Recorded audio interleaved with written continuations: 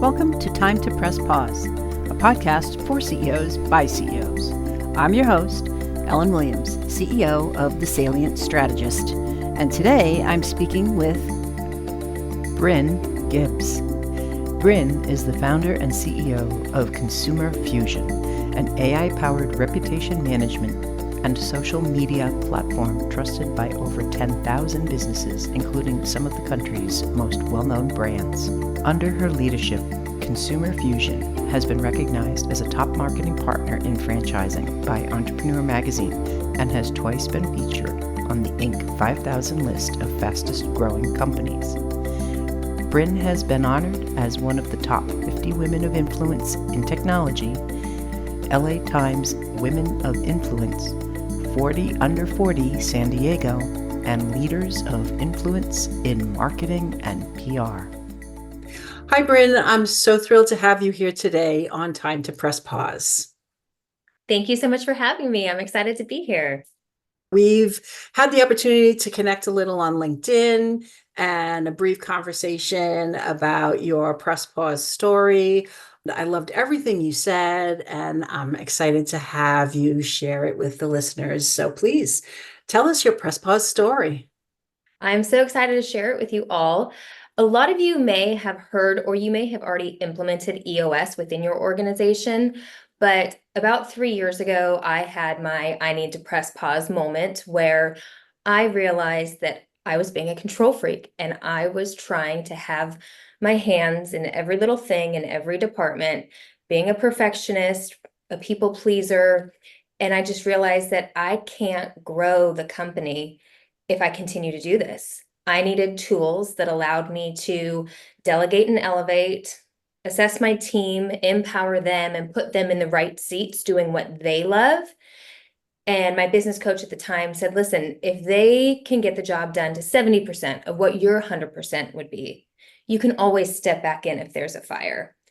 And I needed EOS so badly 3 years ago.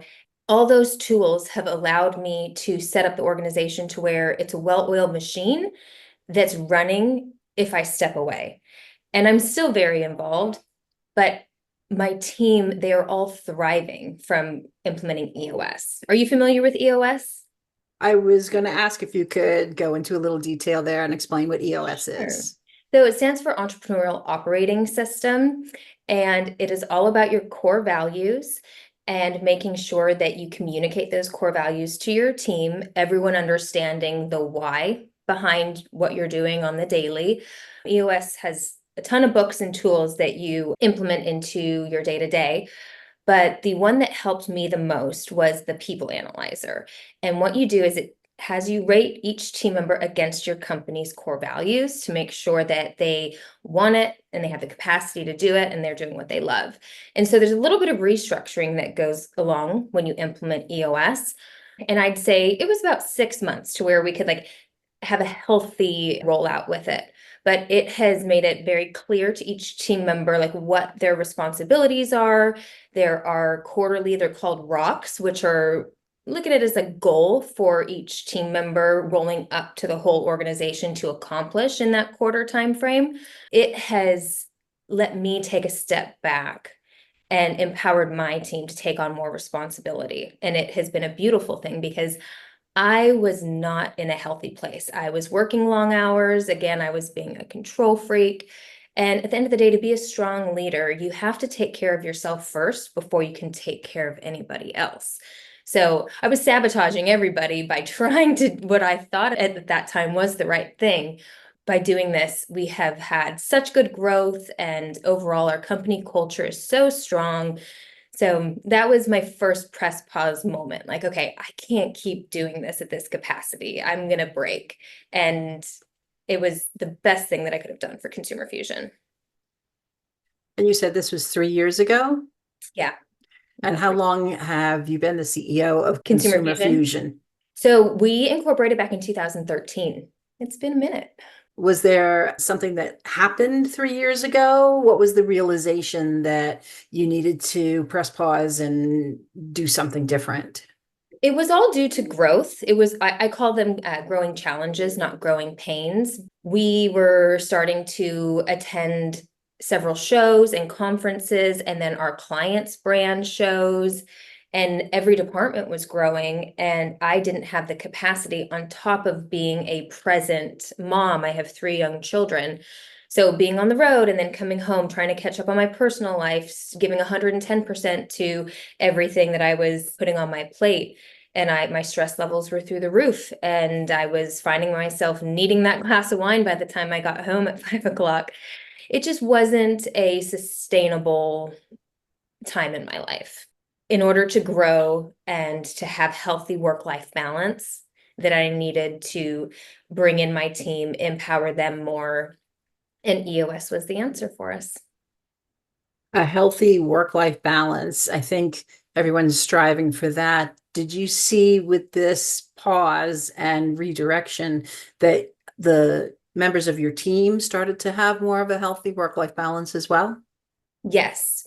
And that people analyzer tool that I mentioned earlier is so impactful because it's a process where you almost interview your team member, but then also you're analyzing them as well and where their strengths and weaknesses are. And there's 4 boxes where you log what you love, what you're great at, what you're good at that you like, what you dislike, but you're good at, and then what you hate and you're not good at. We did this both with our personal and our professional tasks. It's really eye-opening, not just for yourself as an individual, but for your team members, taking the time to learn what they love, what they enjoy, what they hate, and then restructuring accordingly. I mean, when you have a happy team and everyone, it's just, I don't know, makes life a little easier. I would agree. A happy team makes life a little easier. Yeah. That's some of what I deliver with my services as well. I try to get the CEO out of the weeds of Mhm. things and empower the team. So definitely have the same mindset. You also mentioned understanding the why. And I think that's really important. And please let me know if you agree. After being in business for 7, 8 years, were you able to still hold on to the why, or was that something that you needed to come back around and say, okay, I started because of this? Had it changed? I have been able to hold on to the why, and it's due to the reason why I started the company. I'm very passionate about reputation management, and I learned about reputation management because in high school I was a victim of cyberbullying, and I was too ashamed and embarrassed to go to teachers or my parents for help. But this was back also in the AOL dial-up days.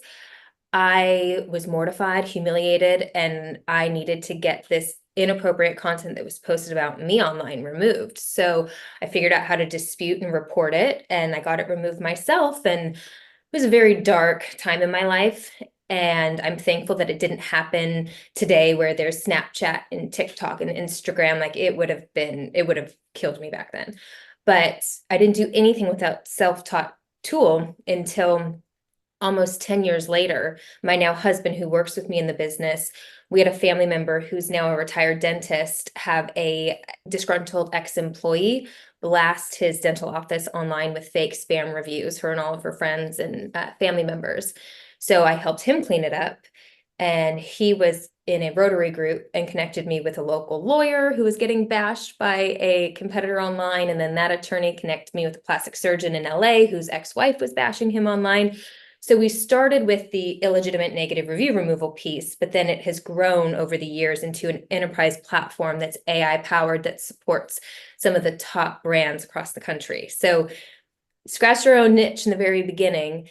It is a manual aspect of reputation management, which sets us aside from other alternatives in the space. And we have tools that have allowed us to scale because of the AI that we've brought into the platform.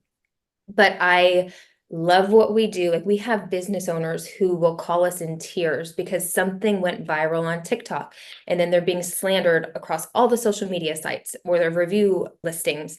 Just knowing how much we help these businesses, it fuels me, and I believe in leading from the front. My team sees me, like if somebody is upset or if someone is like, oh my God, we have a fire, I need you. I am right there. And again, that's me earlier when I said I have a hard time kind of letting go. I always insert myself. I have gotten better about stepping back, but they know that I will still be there if needed. And it stems back to my why. It's because I truly love what we do. And I love the impact and the help that it provides businesses. It just makes me really happy. Like, this doesn't feel like work for me. That's the best career to have, right? Right? When it's passionate and it doesn't feel like work.